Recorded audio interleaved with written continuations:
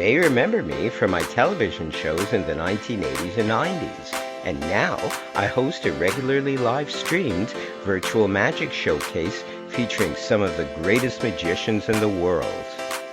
Welcome to Dr. Michael's Friday Night Wizard Emporium.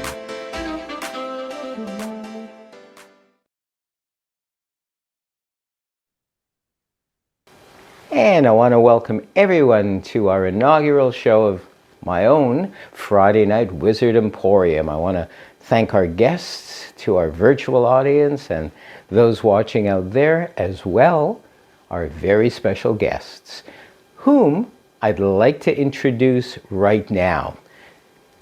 Some of you may know him, you may be familiar with him, especially in the UK and other places. He's a personal friend of mine, an amazing magician as well.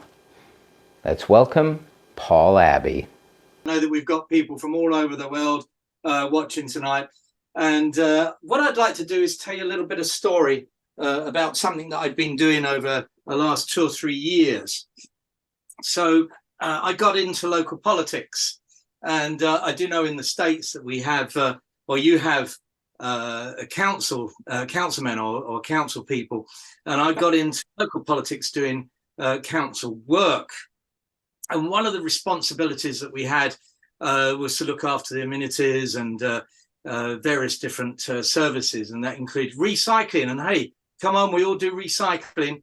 And we have bins. I'm sure you've all got the big plastic wheelie bins that are color-coded depending on what you're going to be putting in the things. And I was given some test ones, and these were very, very slim little bins on wheels, and they all clipped together into one. So when the trash men came around, as you Americans say, they wheeled the whole thing out in one piece. So I was given the instructions with a template. Now, over in the UK here, we have this thing where we have like a Perspex template, and it had slots in it, and we have to put the letters in to see if they're the right shape and size to send. And I thought, okay, let's give this a go. I've got the template, I've got the instructions, and let's have a magazine that I'm going to get rid of and see how this works. Now, the first thing I discovered was it was too big.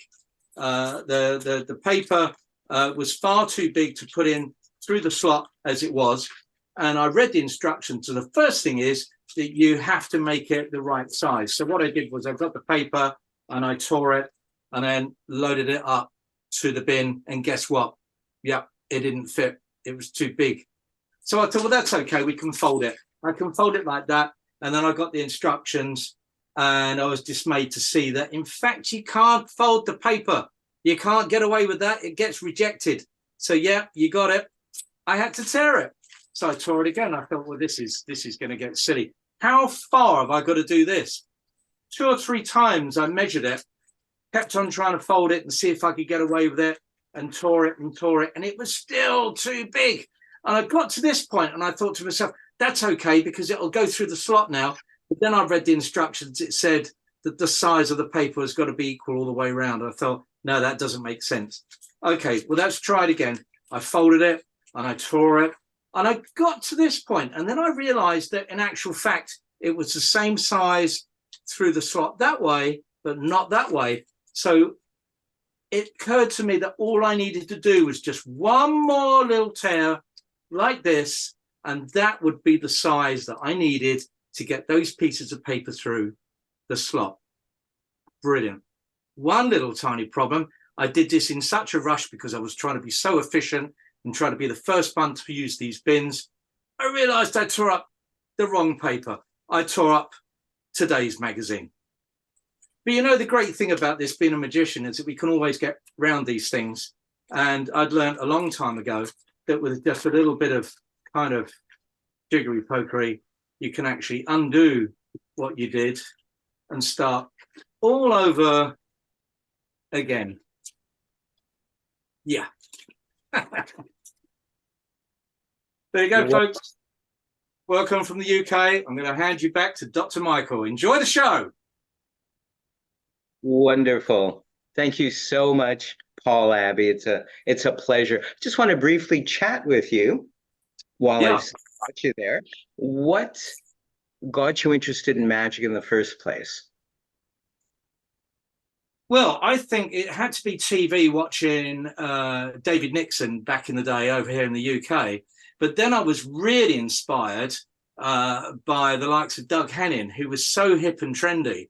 Really, really blew me away because he was so unlike the typical magicians that you saw wearing the dungarees and the big hair and everything. And then a little bit later on, I guess I was really, really wowed by the Magician series with Bill Bixby. And so mix all that together. And then, of course, the king of magic over in the UK with Paul Daniels, who I met and actually worked with on a couple of occasions, which I'm privileged to say. Very much missed, very much missed. But there you go. He sure is. He's a legend actually all over the world, not just in the UK, but America, North America, and everything. Right. Once again, I want to thank you, Paul Abbey. Let's give him a great big round of applause for joining us this day. Thank you for asking me. It's been a real pleasure and privilege. Same. Thank you. And now, coming up next, we as a matter of fact, first I want to just acknowledge I snuck a peek at our audience, our virtual audience. I want to thank a couple of personal friends of mine who are in the audience, Mr. Kevin Peel and Mr. Tommy Burnett, Kevin being from UK, Tommy being from New York City, part of my hometown as well. And Kevin hosts an two amazing weekly shows, virtual shows that are free. It's the on Wednesday night and Tuesday night, open mic night on Wednesday nights and Tuesday night magic theater. And please be sure to have a look at those. And recently I also had Kevin on my Magical People show. I'm hoping Tommy will come on my Magical People show, and maybe Tommy will grace us with an appearance on this show next Friday. Just a reminder that the show airs the first Friday of every month, live streams to Facebook. We want to say hi to our Facebook friends out there. And I also want to acknowledge John O'Riordan from Ireland or UK in our virtual audience as well. Coming up next, we have a personal favorite of mine, and another favorite, and his name may sound familiar to you. He is from the UK, and I'd like us to give, again, a great big virtual round of applause to George Edward Nigma. Let's give him applause, and let's welcome him to our virtual stage. Good evening, everybody. Yep, my name is George. For those who don't know me, I am a magician. Member of the Magic Circle.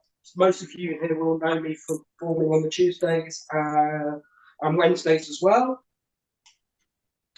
What I'd like to say is there's a fine line between magician and con man. I say that for a reason. Because I am a magician, but I also play cards. So people often ask me, can I cheat at cards? The answer to that is yes, I can. I can cheat at cards. I play quite regularly, in fact. But I don't cheat at cards. The reason I don't is because would be morally ambiguous for a magician. So like I say, there is a fine line between magician and con man. What I can do is make it look like I can cheat at cards. You see, if I got one more, then I would have missed that ace. What I'm doing is I'm using theory from magic, misdirection, to make it look like I can cheat at cards. But I can't cheat at cards. The difference then between a con man and a magician is how we get your money. A con man is more nefarious in that purposes, whereas magicians, we tend to charge you to your face instead. Notice again, if I'd gone one more, I'd have missed. One ace to go.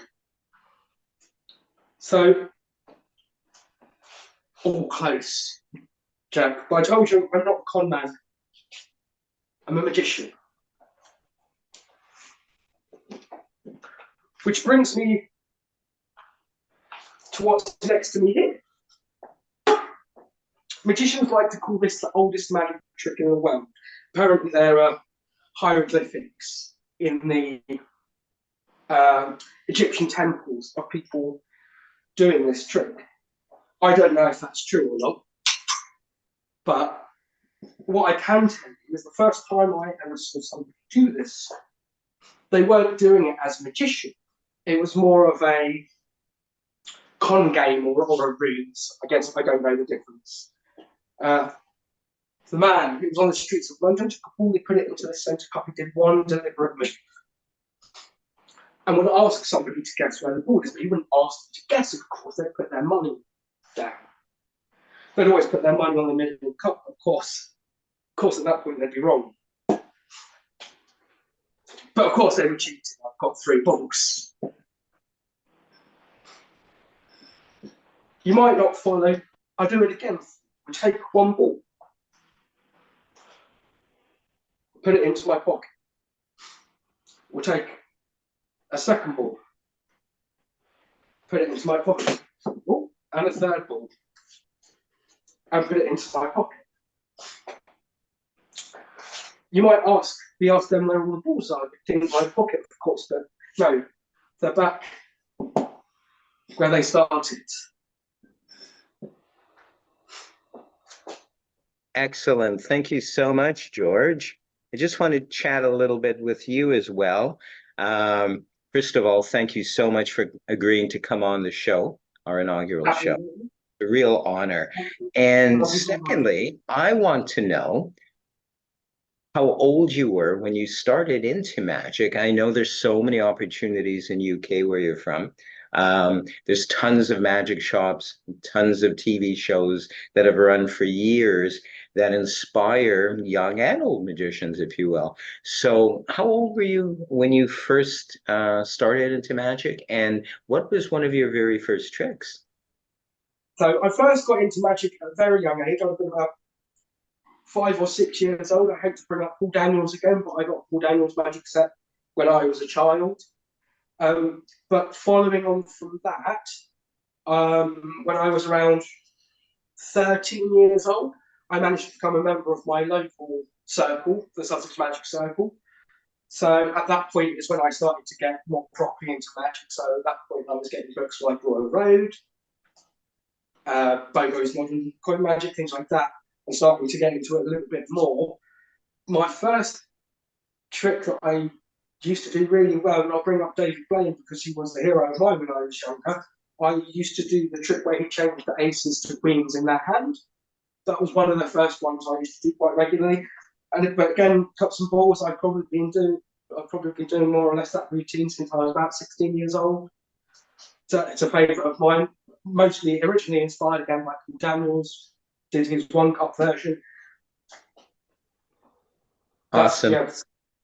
Awesome. Thanks once again. Let's give George, I'm going to say your full name, George Edward Nigma Smith, a great big virtual round of applause, or literally. Thank you once again for coming on, George.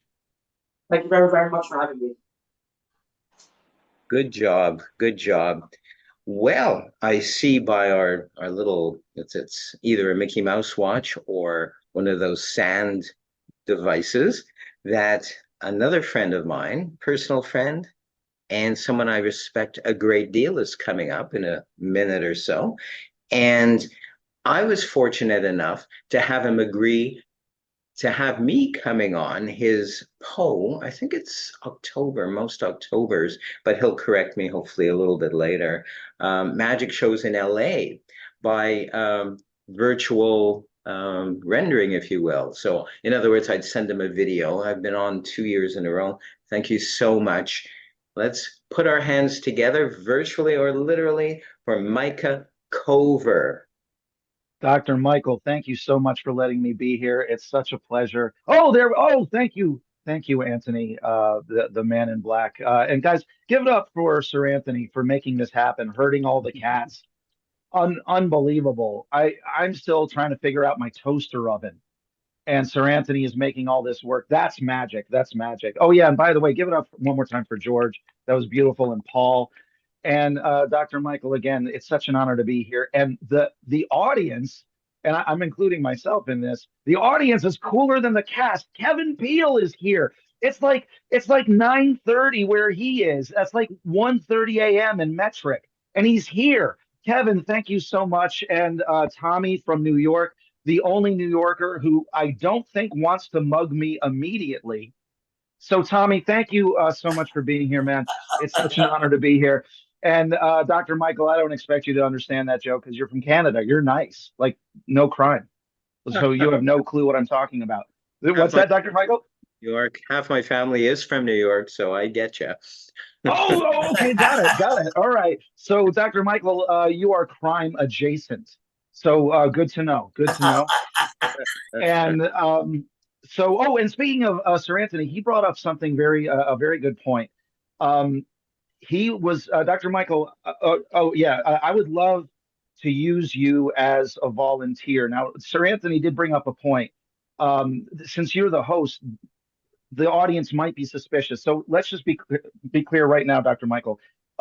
Outside of our cryptocurrency scam, you and I have not set up anything ahead of time. Is that correct? That's correct. We Okay, have all right. Oh, Kathleen's laughing. Oh, she's invested. Kathleen, I apologize to you retroactively.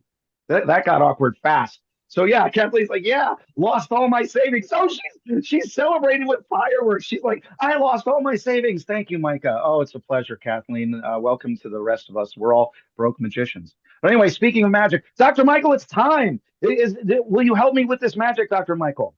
absolutely. It's funny that you said, and speaking of broken, that Yeah. you're having me assist broken currency. I don't know, something like that. So, do you need to see me or just my voice? Oh, well, both if I can, Dr. Michael. I think everyone would. Oh, there we go.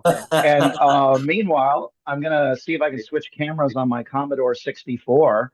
Very nice. Okay. Yeah, modern technology. Yeah, very good. Ooh, Dr. Michael, can you see my wiggly fingers? Wiggly fingers, wiggly Only see fingers. hands. I only see hands. Disembodied. Correct. I know it's magic, yes, and they're wiggling, yes, because it's magic, Dr. Michael, magic. So, Dr. Michael, you can hopefully see a few things, not just with my wiggly fingers, but we've got a card wallet, we got a deck of cards, we got a little glass here.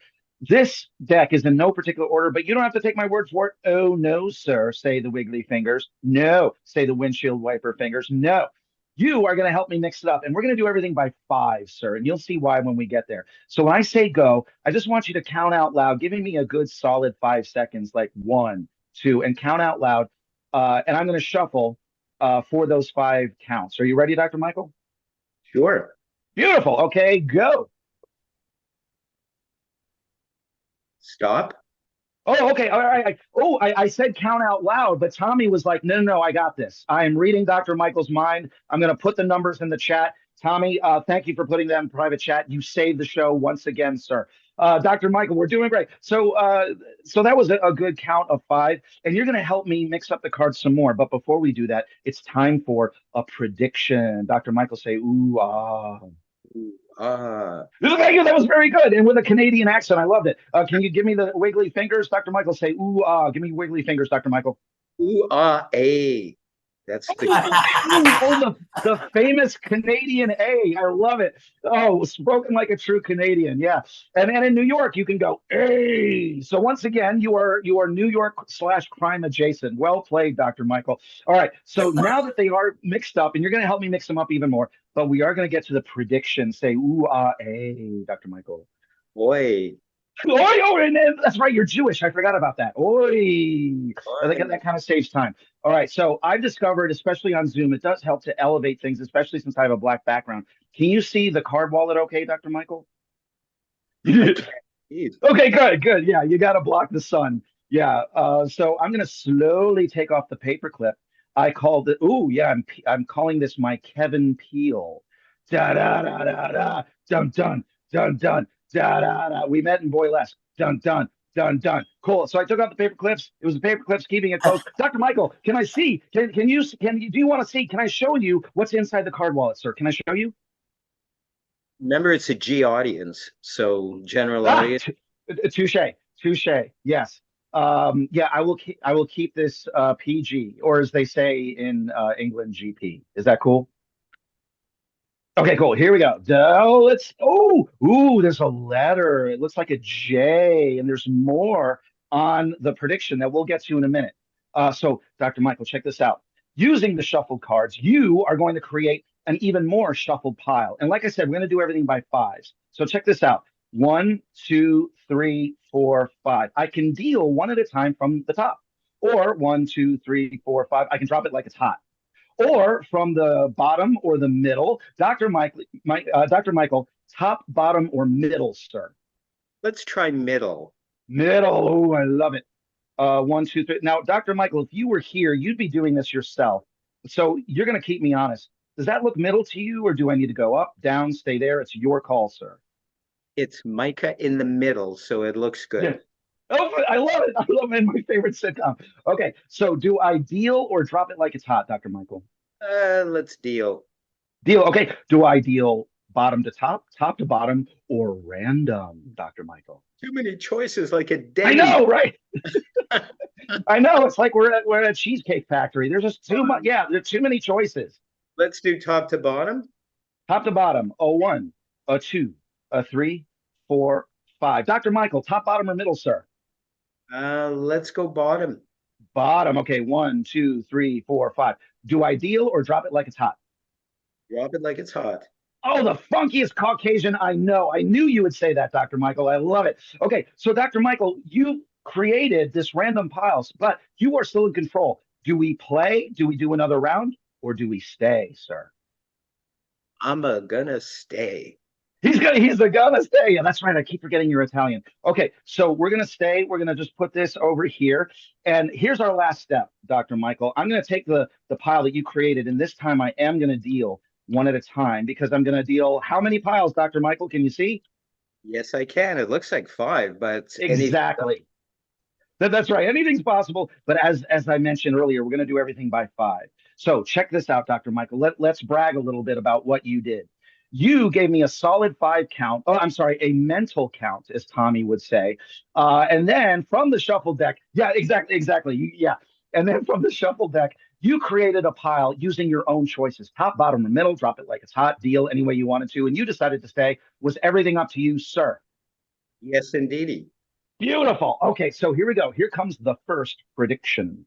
It looks to me like a jack of spades, a JS. Do you see that, Dr. Michael?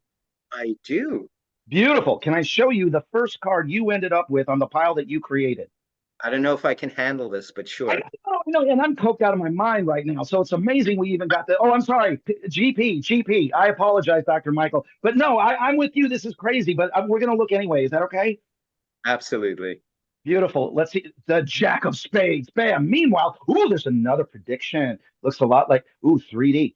3D. Thank you, Tommy. 3D. The 2 of spades. Hey, can we look at this card? You betcha. You betcha. Bam. Look at this guy. Oh, there's another prediction. Oh, another prediction. Looks to me like a 4 of spades. Dr. Michael, can we look at this card? Can I say no, and can we look at another one, or should we?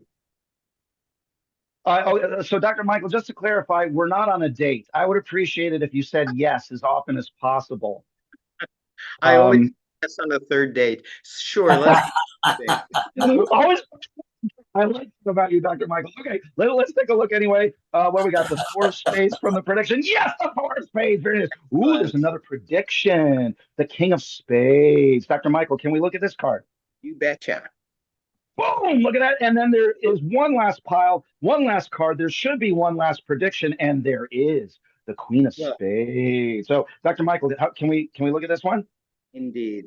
Boom! He did it. Give Dr. Michael a big round of applause. Dr. Michael, that was beautiful. Not only did you match all my predictions, you matched them all in order. Give yourself a round of applause, brother. You are amazing. You are Dr. Oh, dude, thank you, man. I appreciate that. And it's amazing to be here. Really, it's an honor. But there's one other thing I want to share with you, Dr. Michael. Here's the thing. If you matched all my predictions and you matched them in order, it's entirely possible that these cards, now you may have noticed they're not quite random, right? They're almost a flush. They're all black. They're all spades. This suggests that maybe these cards are not random at all. Oh no, say the windshield wiper fingers. Oh no. I know it's mesmerizing, Doctor. It's like something Tommy would do. Yes. Whoa. So check this out. Dr. Michael, you may have noticed. Oh, and he's asleep. Yes, my plans are perfect. He's asleep. Okay, so Dr. Michael, you may have noticed there's something else on this same prediction. It's the magician's code. Dr. Michael say, ooh, ah. Ooh, ah, oi. Oi, that's right. Sorry. Ooh, hey, that's that. Oi, very nice. Thank you for reminding me. Dr. Michael, here's the thing.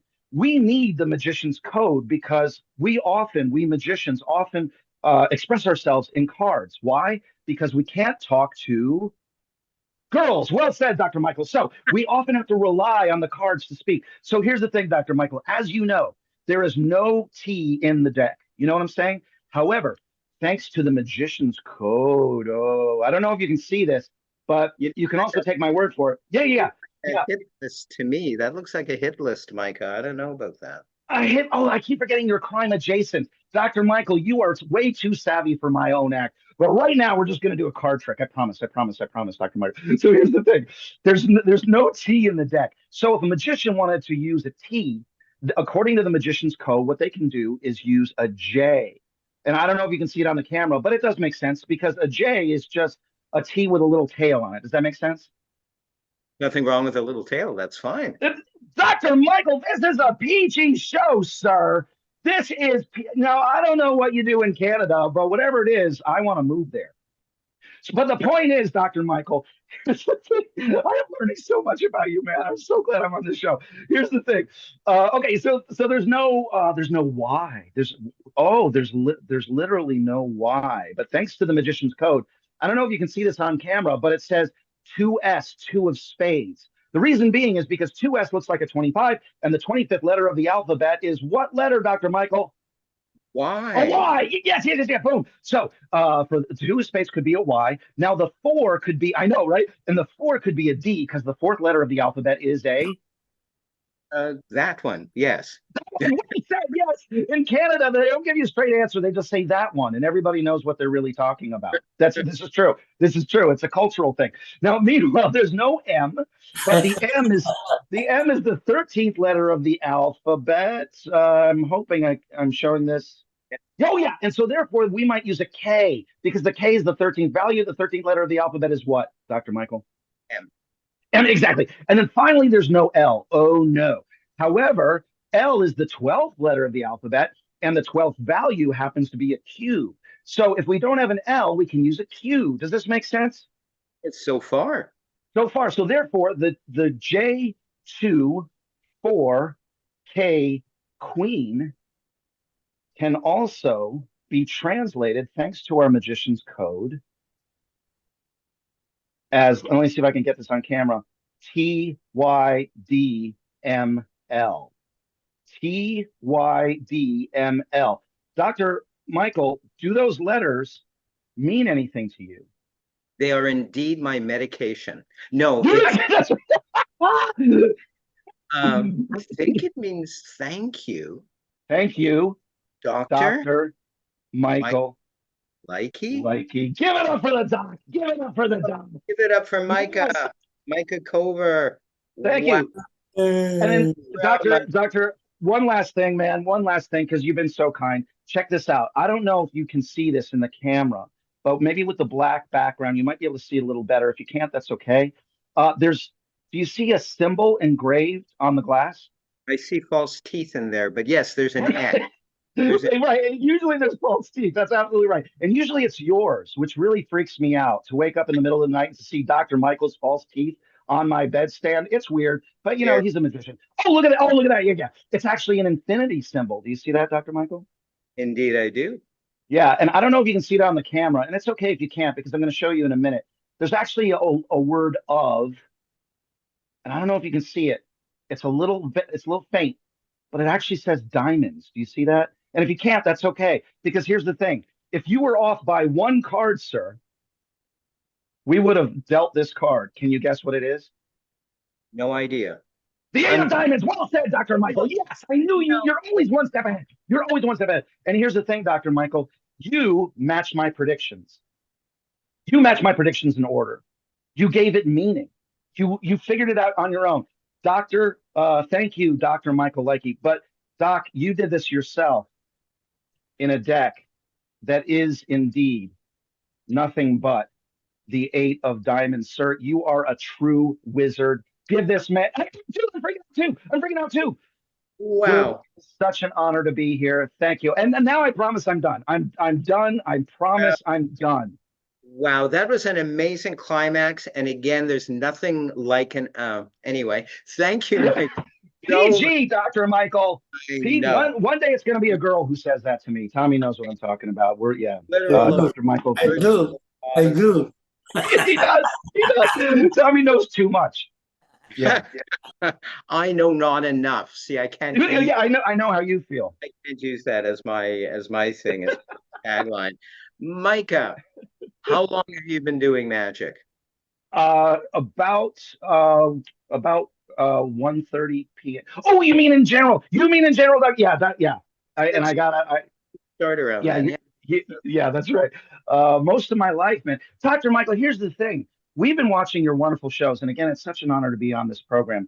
We don't get to ask you these questions. How you've been in this forever, right? How long have you been in magic, sir? Well, how old am I? And do a minus. Minus, I will be, if my wife lets me, 68 on my next birthday. So take 68 years and minus, because of previous lifetimes, 1,000. Heard of? Since about 14, we'll say. About 14. Okay. It's also my IQ, coincidentally, and I Yes. have a Yeah. prediction. No, I don't. I follow your exploits on Facebook, and I hope that everyone does as well because you're both mystifying and fascinating. Micah Cover, Thank you. Cover, for those who want to check you out on Facebook, Micah. And did you know in Yiddish, my name is Micha, very similar? No. Or Micah. I have to say I was Yeah. taken aback when I saw that spelling and I thought, so do I call you Micah or Micha? And do I say cover or cover? It's all covert and it's all undercover, I suppose. Exactly. But Exactly. yeah, I was a little bit stumped, but I love your exploits on Facebook. They're very colorful. You do a lot of gigs too. And where can we catch you next? Oh, wow. Thank you. Hopefully I will be able to be on one of Kevin Peele's next broadcasts, maybe open Mike Magic, his wonderful show. And as you were kind enough to mention, Tommy and Robina do also, and Kevin also do Tuesday Night Magic theater. And it can be tough with the timing, and also because I'm trying to find what's the word? Job. Thank you, Tommy. Yes, Tommy. Yeah. Work. So gotta pay the bills. Yeah, that's right. Gotta pay the bills, but I'm on that whenever I can, especially to support. And sometimes they let me perform as well. And it's just so good to see so many familiar faces, and especially you, Dr. Michael.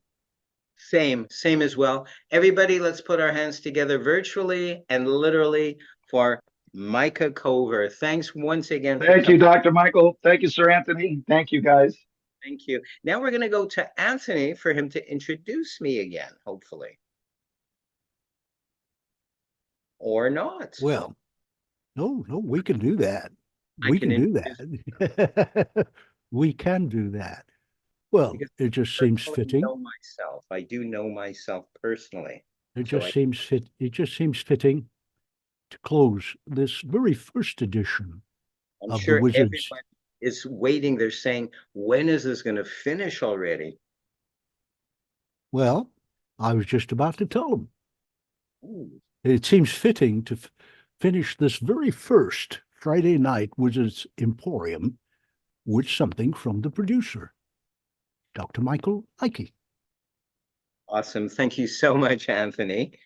And thanks to all of you literally at home on Facebook, right here in our virtual audience for attending our first ever show. And hopefully this will become a regular Friday night, first Friday of every month. I think I would die if I did this every Friday. I don't know how Kevin Peele and Robina and Tommy Burnett do their shows several times a week virtually, but kudos to you guys as well. It's another plug. I'm going to do an effect that I did recently on Kevin Peele's show, and one that I did live recently as well. It's not a happy topic. It involves the Spanish Inquisition. Yes, indeed. And The Spanish Inquisition roughly lasted 300 years, from around 1400s to 1700s. And there was a lot of persecution, there was a lot of death and torture involved, and so many innocent people were accosted. So many innocent people did not make it. And we're going to use the King of Spades. We're going to use the King of Spades to represent one of the innocents, perhaps. Perhaps it was a traveling magician that was taken for the real thing. And oftentimes it was even a doula, a woman that was mistakenly accused of witchcraft just because she was a healer. Nonetheless, the innocent. This is the torture device. This card will represent to all of us the torture device. And I'm going to fold this. I pre-scored it already so that it folds rather easily. And what I find interesting is that back then, the victim, heretofore referred to as the victim, didn't always enter into the torture device, but the torture device in this case is entered into the victim. We're going to fold the victim thusly. We're going to place the torture device within the confines of the poor victim. We're going to twist. We're going to shout, just as they did. They couldn't shout, you know why? Because their tongues were cut out, firstly. And check this out. With the twisting and the turning of the torture device, the victim often ended up facing one way in their upper half and the other way in their lower half. Fortunately, we cannot hear their screams. This is one of my favorite parts, is when their spine broke. You can almost hear the sound. I'm going to move my camera down a wee bit so we can always see the end results of this. There.